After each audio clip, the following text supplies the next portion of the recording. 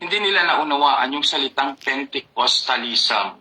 Pag-alala lang po natin doon sa mga nangyari sa Jerusalem nung panahon na umakyat na si Jesucristo at ang mga apostol ay tumanggap ng Banal Espiritu sa bawat mananampalataya. Kasali na po tayo doon. Pag ikaw ay sumampalataya kay Kristo, isa ka sa tumanggap ng Banal na Espiritu because the Holy Spirit is given only to the believers. Hindi po ibinigay ito sa lahat ng tao, only to the believers. So, if you believe in Christ, the Holy Spirit begins work in your life, in our life. Kasala na pa tayo doon. At hindi na po natin kailangan yung ganitong mga senaryo na ginagawa po ng mga simbahan ngayon, too much extreme and exaggerated. I'm sorry for that term. Pero biblically, if you study, tapos na po yun. Hindi na po natin pwedeng ibalik yun. Sa iba yung pagkilos ng Diyos, Espiritu, sa panahon ng Pentecostal, noon. Sa panahon lang yan ha. Pero yung kanyang kapangyarihan, yung kanyang otoridad, yung kanyang pagpaparamdam, parehas lang noon at ngayon. Kaya kung ano yung espiritong tinanggap nila sa panahon yan, siya rin ang espiritong kumikilos sa atin ngayon.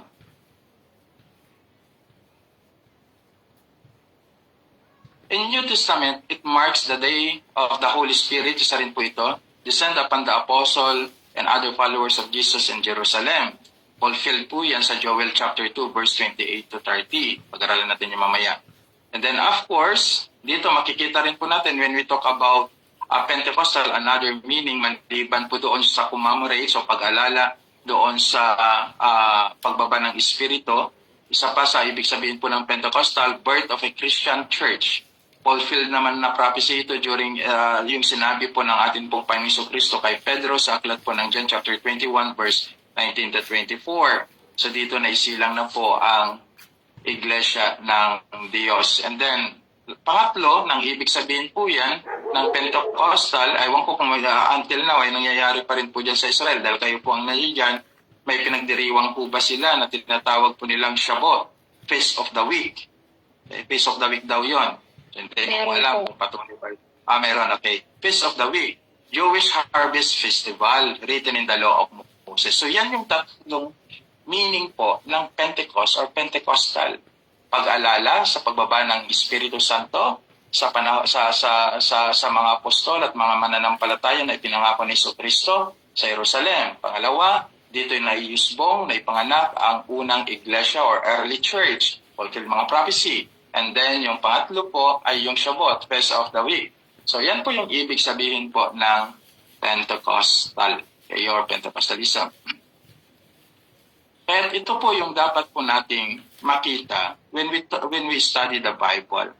Mahalaga rin po kasi na inaaral po natin yung background, tinitignan yung mga words that hindi po natin naunawaan, magbalik tanaw po tayo, at doon po natin makikita na may mga mas malalim pang ibig sabihin nito na gusto rin namang iparating sa atin ng Diyos at ipaunawa sa atin ang kanyang mga salita upang mamuhay po tayo na mayroong pong karunungan, katalinuhan mula sa banal na kasulatan. So sa verse 2 hanggang verse 3, babasahin ko po, biglang dumating mula sa langit ang isang ugong gaya ng isang humahagibis na hanging malakas at pinuno nito ang buong bahay kung saan sila'y nakaupo. Sa kanila'y may nagpakita, parang mga dilang apoy, na nahati at lumapag sa bawat isa sa kanila. Verse 4, tingnan natin.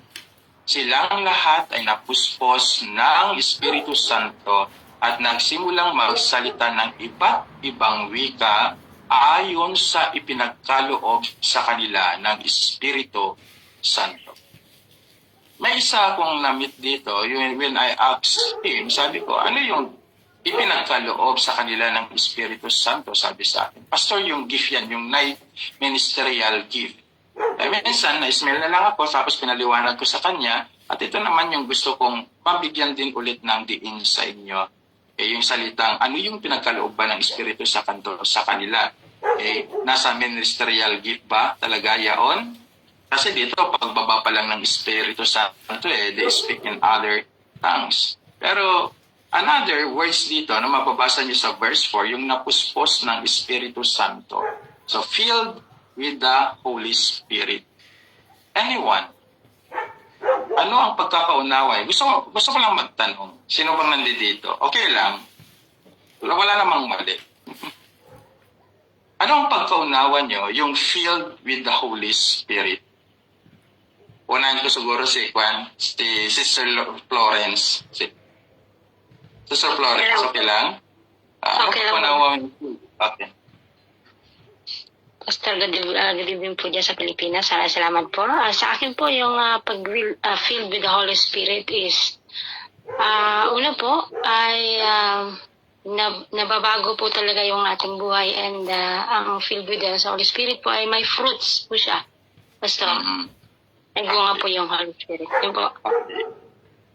Si Sir Lourdes, available ka si Sir Lourdes?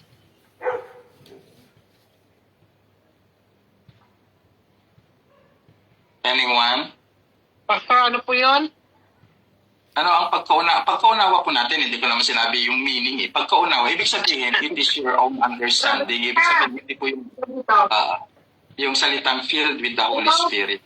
Ang Holy Spirit kasi, Pastor, ito yung ibinigay sa atin ng Panginoon na helper natin. Because we cannot do anything without it. Alam ng Panginoon na hindi natin kaya ito. So, ito yung nagbibigay ng gabay din sa atin. Without the Holy Spirit, hindi natin magagawa yung kalooban ng Panginoon. Ibig sabihin, hindi natin masusunod yung kalooban ng Panginoon. The Holy Spirit is very important para sa mananampalataya. Yun po para sa akin, Pastor. How about you, Brother Natsuki? Diyan ka? Shalom po. Okay. Sa akin po, Pastor, ito po yung pong taon po na lubusang tumanggap po sa Panginoong Jesucristo bilang Panginoon at tagapagligtas, kasi hindi po natin siya matatanggap pag wala po sa atin yung banal na Espiritu. So yung ano na lamang po, yung good words, yun na po yung parang bunga po yung pagtanggap at yung pagkakaroon po ng banal na Espiritu sa buhay po natin. Yun po yung pagkakaintindi ko, Pastor. Okay. Thank you, Brother Natsuki. How about you, Sister Miriam?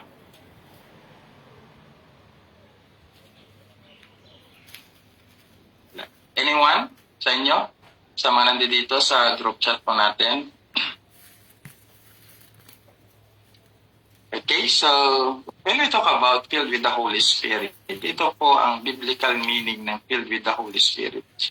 May mga ilang, by the way, bago ko po yan sabihin sa inyo, may mga ilan kasi na tawag din, mga churches today, at alam din po natin yan, so mga extreme, exaggerated, sometimes, sasabihin nila, pag nag-rolling na, nagsalita ng hindi maintindihang wika, he or she filled with the Holy Spirit, at marami pang mga pamantayan. So, yun nga ba ang talagang filled with the Holy Spirit? I think it is not. Hindi naman yun, dahil hindi naman, ang Diyos po natin ay hindi po siya Diyos ng kaguluhan. At yan po yung babasahin po natin mamaya. When we talk about filled with the Holy Spirit, ang ibig sabihin po yan, being completely controlled and empowered by the Holy Spirit. Una yun, completely controlled and empowered by the Holy Spirit. Pangalawa, tama rin naman sinabi ng iba kanina, leading to a godly life characterized by obedience and love to the Savior. And then lastly, having the fruit of the Holy Spirit. Yung tatlong yan, mahalaga.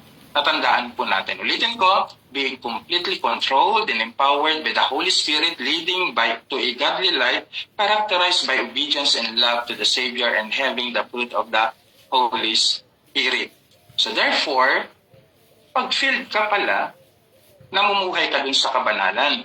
Pag filled ka pala, okay, yung fruit of the Holy Spirit, nakikita rin po sa atin.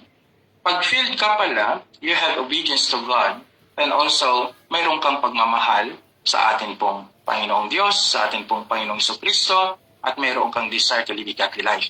So kung mayroon ka nito, at ginagawa mo ito, at nagpapatuloy ka dito, you are filled with the Holy Spirit. So hindi mo na kailangan yung extreme na agad. Ito yung kailangan ng Diyos. Ito yung mga bagay na dapat makita po sa ating pong mga buhay bilang pagtugon at pagkilos ng banal na Espiritu na ibinigay po sa atin isang patunay that we are filled with the Holy Spirit. So yun yung dapat nasa puso po natin bilang mga anak ng Diyos at tumanggap ng biyaya po ng atin po Panginoon. So yan po yung salitang napuspos ng Espiritu Santo. Kaya may mga ilang mga talata lang po kasi na nabanggit dito sa Book of Acts, and then I think in the Book of Timothy, halos 2 hanggang 3 beses lang nabanggit yung filled with the Holy Spirit in the whole New Testament. Okay, and yung salitang baptized with the Holy Spirit, there is only 1 or 2 na mentioned din in the whole New Testament. Kaya papansinin po natin, ulitin ko po sa inyo, yung salitang filled, hindi po yung tayo pumupunta sa altar, hindi po yung tayo yung kung ano yung pinagagawa po natin doon, hindi po ganoon. Kasi marami po yung gumagawa ganoon. For example, ganito ko na lang, example ko na lang marami pong pumupunta po doon sa harapan, pero pag uwi po nila ng bahay, hindi po sila nabago. Same character, same attitude, same lifestyle. Then, sasabihin nila, pag nasa church sila, filled sila. Ano yun? Pag nasa church, filled, pero outside the church, hindi. Di ba? Kaya kung papansinin po natin at isipin po natin, minsan nakakatawa, pero yung realidad. Pero yung totoong filled talaga, na sinasabi po dito sa banal na kasulatan, totally change, nababago po siya. Hindi man yung, nandiyan yung completely controlled by the Holy Spirit. No? So, ibig sabihin, mayroon talagang napakagrabing transformation and changes in our life. Kaya nga, yan po yung pakatandaan po natin bilang mga Christian. And I do believe that some of us, or maybe all of us, are filled with the Holy Spirit as long that this character and meaning of the field of the Holy Spirit ay nasa sa atin. Controlled by the Holy Spirit, living in a godly life, characterized by obedience and love to the Savior, and yung mga fruit of the Holy Spirit po ay nasa sa atin. So another, nabibigyan po natin ng sagot po dito sa verse 4, ayon sa ipinagkaloob sa kanila ng Espiritu. Now, yung salitang ayon na ipinagkaloob sa kanila ng Espiritu Santo dito, hindi po yung gift of the Holy Spirit, kundi yung wika na wiwikain nila, kasi isang bautismong tinanggap po nila dito, isang sign, I should say. There is only one sign na tinanggap po nila dito. Okay, yan po yung speak in other tongue. That is a right term. Speak in other tongue. So, ibig sabihin, nagsasalita sila ng native language, iba sa kanilang wika. So, ayon sa ipinagkaloob ng Espiritu, mababasa na po yan sa verse 8. Tungo po tayo sa verse 8. So, sa verse 8, sabi po dito, sabi po dito, paanong narinig natin ang bawat isa sa atin ng ating mga sariling wikang kinagisnan. Clear po yan. Kung babasahin nyo hanggang verse 12, may mga nagsasalita po ng Parto, Mido, Alamita, at marami pang mga ibang mga lingwahe. So, ibig sabihin, nung Espiritong bumaba sila sa kanila as sign, okay? Siyempre, malami po sila dyan. Nagsalita sila ng iba't ibang wika. So, ibig sabihin, ang Espiritu nagbigay sa kanila ng kaloob na magsalita ng ganitong wika. So, possibly, may nagsasalita sa kanila na, ito lang for example lang may maaaring nagsasalita sa kanila ng Pangasenyo, Kapampangan, o di kaya Ilocano at marami pang iba. So, ganun po, dapat maunawaan po natin yun. Na naunawaan naman ng mga taong naroon noon. Kasi, ang Jerusalem sa panahong yan ay isang kalakalan. Ibig sabihin, marami pong mga dumadayo, marami pong mga iba't ibang mga bansa o wika na pumupunta po dyan, katulad ng nabanggit po, nandyan po yung Mida, nandyan po yung Alameta, nandyan po yung Asia, Cappadocia, Egypto, Libya, at marami pang mga dumadalo sa lugar na yan, mga Romano. So lahat yan, yung isa na maaaring iparating, okay, na mensahe ng Diyos dyan ay naunawaan nila sa sariling wika nila. Okay, now, tatanong niyo sa akin, Pastor, ano kaya yung mensaheng ipinarating ng speak in other tongues? Possibly, sabi po ng isang theologian, possibly or probably, sabi po ng isang theologian, it is the message of Paul that repent, yung salitang magsisi. So, naunawaan nila. So, pag nag-speak in tongues ka, dapat naunawaan ng isang nakikinig sa iyo. Now, biblically, dapat makita po natin ito. May dalawa kasing pagtanggap sa speak in tongues. Ako, ito yung pagtanggap ko sa speak in tongues and some theologians din. Okay? Speak in tongues means speaking in a native language. Ibig sabihin, naunawaan, naintindihan.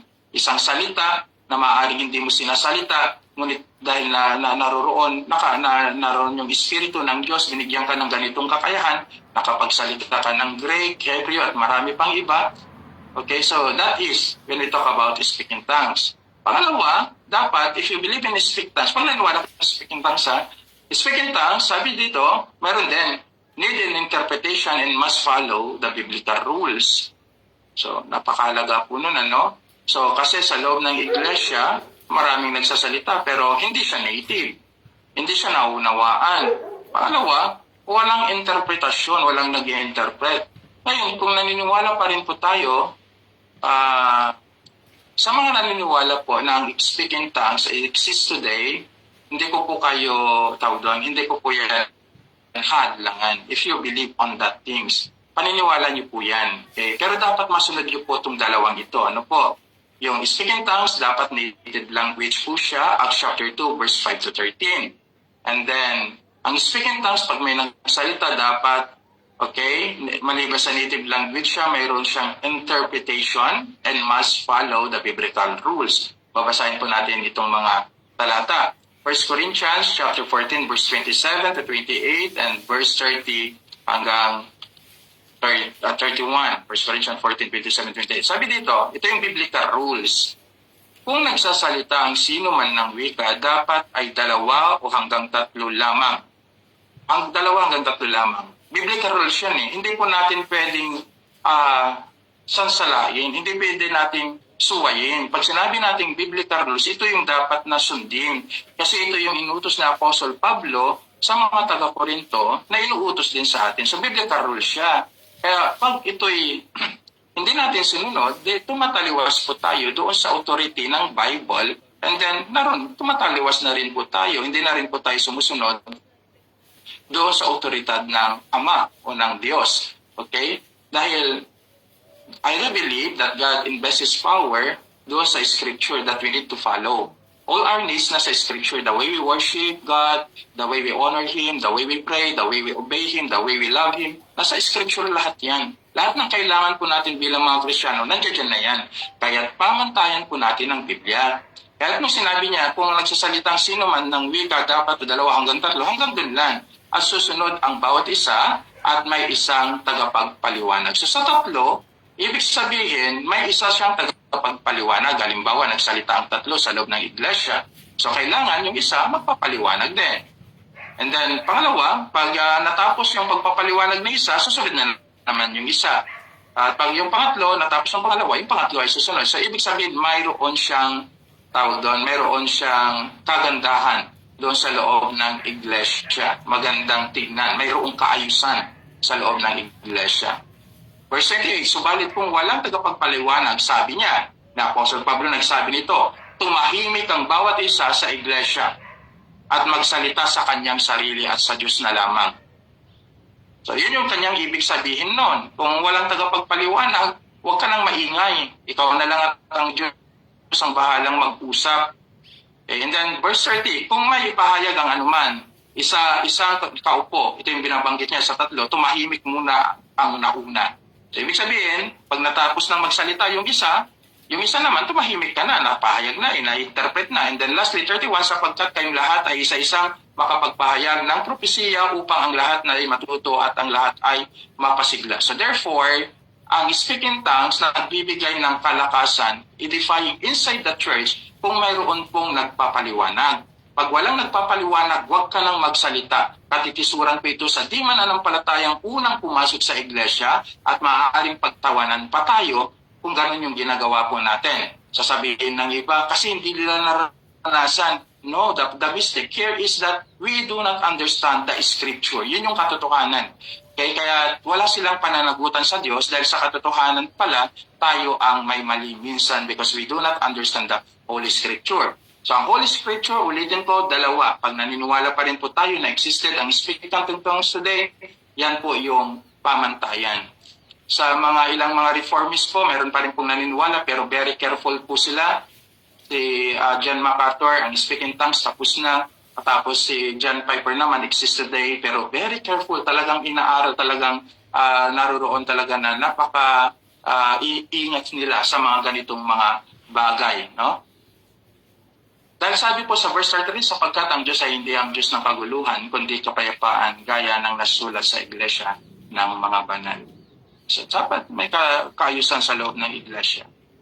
Ngayon, ulitin ko, pag kayo po ay naniniwala pa rin po dito sa speaking tongues, nasa sa inyo po yan, okay po sa akin yan, hindi ko po kayo i-blame, ano pa mang mga bagay, basta't nasusunod yung sinabi ko kanina, which is the Bible teaches sa atin. Yung relative language, so kaya pag mayroong magsalita, dapat may interpretation, at biblical rules, tama na po yung isa, dalawa, tatlo sa loob ng iglesia.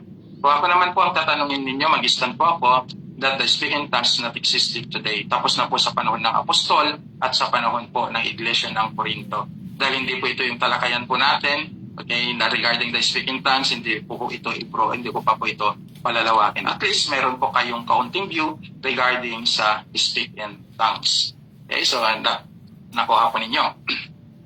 Now, balik po tayo sa pag-aaral po natin ulit sa chapter 1 kanina.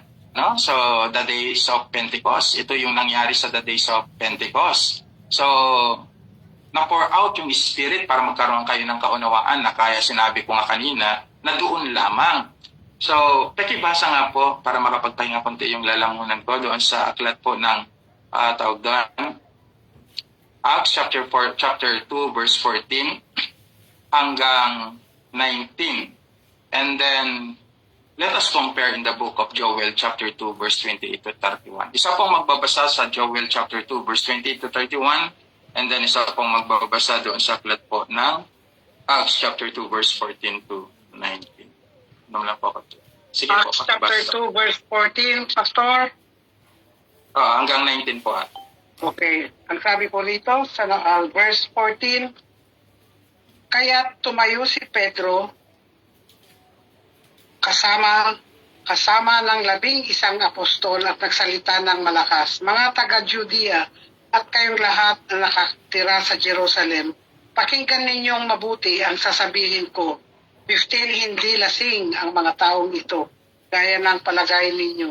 Alas 9 pa lamang ng umaga ngayon, 16, ang nakikita ninyo ay katuparan ng ipinahayag ni Propeta Joel.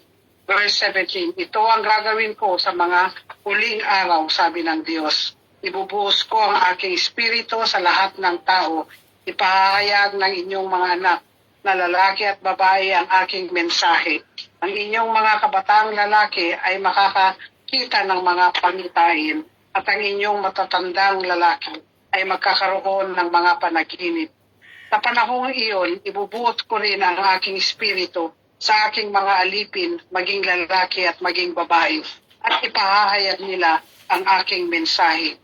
Verse 19, magpapakita ako ng mga kababalaghan sa langit at mga himala sa lupa, dugo, apoy at makapal na usok. Yun po, Pastor. Okay. Doon sa Joel, pakibasa.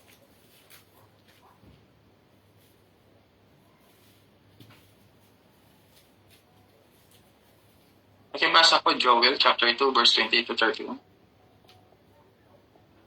O 30.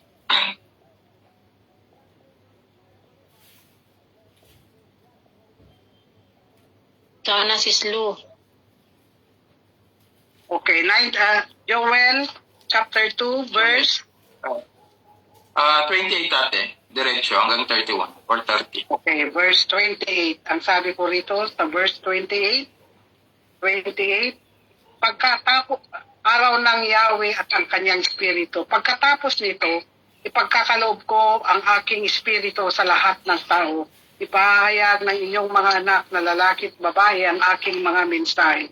Magkakaroon ng mga panaginip ang inyong matatandang lalaki at makakakita ng mga pangitain ang inyong mga kabataang lalaki. Sa panahong iyon, ibubuhos ko rin ang aking espiritu maging sa mga alipin, lalaki man o babae. Magpapakita ako ng mga kababalaghan sa langit at sa lupa, dugo, apoy at makapal na usok. Ang araw ay magdidilim at ang buwan ay pupula parang dugo. Bago dumating ang dakila at nakakatakot na araw ni Yahweh. At sa panahong iyon, ang lahat ng hihingi ng tulong kay Yahweh ay maliligtas.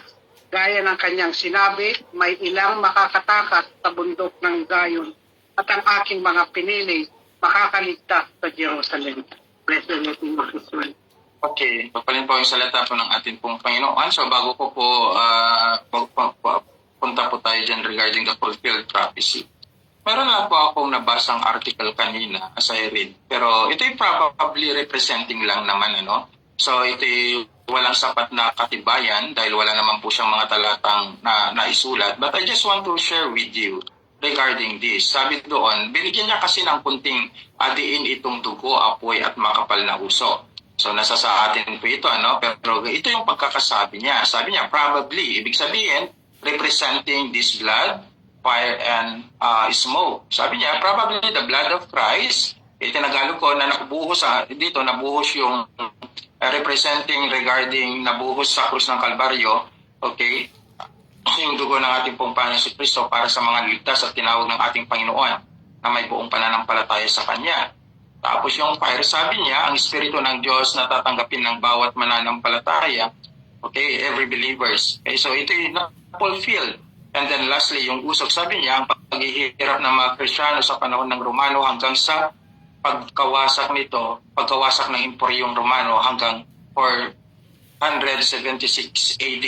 So kahit pa paano, kung titignan po natin, based in history and even some biblical representing as previous na nabasa po natin kanina, maaari siya. Kaya yun yung represent ng blood, fire, and yung tinatawag po nating smoke. Ulitin ko, ito lamang po ay isang, sabi po niya, it is probably, so hindi po siya enough, okay, evidence. Pero sinishare ko po ito sa inyo para magkaroon lang po tayo ng ilang mga idea. Pero ang pinaka-main po dito na dapat makita po natin regarding this prophetical word of Joel fulfilled in the New Testament, ito yung na-fulfill. So, ang Joel chapter 2, beginning verse 28 hanggang 31, tapos na po yun. Fulfilled na po yun. Okay? So, minsan kasi yun yung problema sa atin. Ano? Hindi nyo po alam na aklat po na ang tawag doon, Isaiah ay mayroon na po 77% fulfilled prophecy. Pero minsan may mga nagme-message pa rin, may mga nag-share ng mensahe, fulfilled prophecy ginagawa pa rin nila hanggang ngayon. So, yun yung mahirap talaga if we do not know at hindi po natin naintindihan yung kabuuan at konteksto ng banal na kasulatan. So sometimes maging aware din po tayo. Always look to the Bible kasi ang Bible may mga fulfilled prophecy na mentioned in the New Testament at nangyari sa panahon ng ating pong Panginoon Kristo from His birth until the death of Jesus Christ on the cross of Calvary and even the expansions of His church in the early church. May mga fulfilled prophecy na po dyan. No? So dito, sa aklat po ng Joel, may fulfilled prophecy na po ito, natupad po ito doon sa aklat po ng Acts chapter 2 beginning verse 14 hanggang 20. So ano yung mga fulfilled prophecy na tinanggap po dito ng mga mananampalataya? Ano yung sinasabi ni Joel? Ito na yung fulfilled prophecy sa bawat isa po sa atin na nangyari sa Book of Acts. Okay? Every believer, okay, the salvation is given to every believer. Una po yun, dahil kay Kristo Jesus. Pangalawa, the Holy Spirit is given to every believer.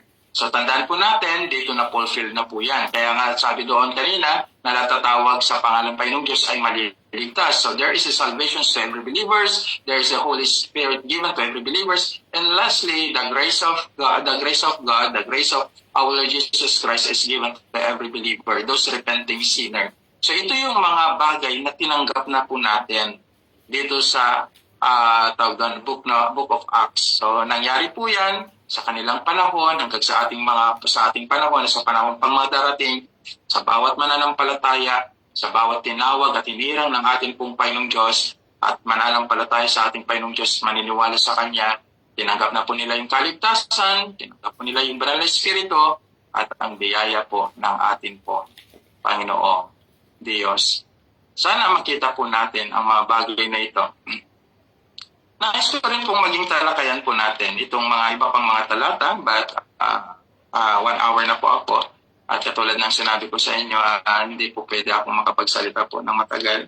At nahalata nyo naman po, medyo nawawala-wala yung boses ko at inuupo-upo po ako.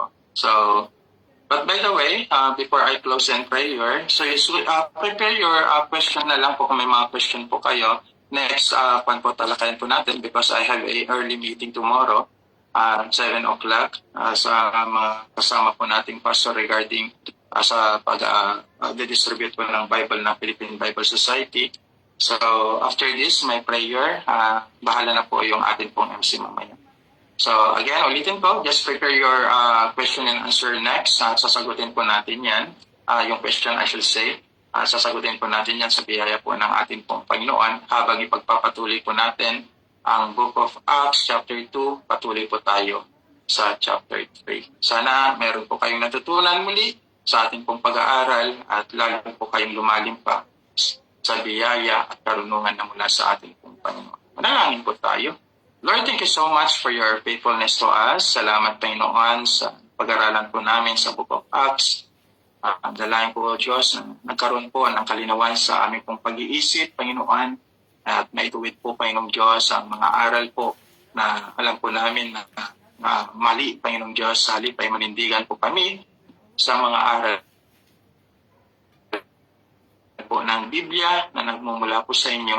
Wala po kami magagawa, O Diyos, kung wala pa. Kahit lubusan kami nagpapasalamat, Panginoon, sa inyong biyaya at sa inyong presensya sa bawat araw sa aming mabuhay. Dalangin po, Diyos, na pagpalain niyo po ang bawat nakinig ng salita at bawat nag-aaral ng inyong salita sa gabi nito. Pagpalain niyo po ang kanilang mga pamilya, pagpalain niyo po ang kanilang mga trabaho, lubusan niyo po sila, Panginoon, na bigyan pa ng mas malalim na karunungan at kaalaman mula sa inyong mga salita at gamitin niyo po sila sa pagpapalawak ng iyong pong ebanghelyo dito po sa lupa. At higit sa lahat, Panginoong Diyos, gamitin niyo kami, Panginoong Diyos, ayon sa inyong pong kapurihan at karangalan.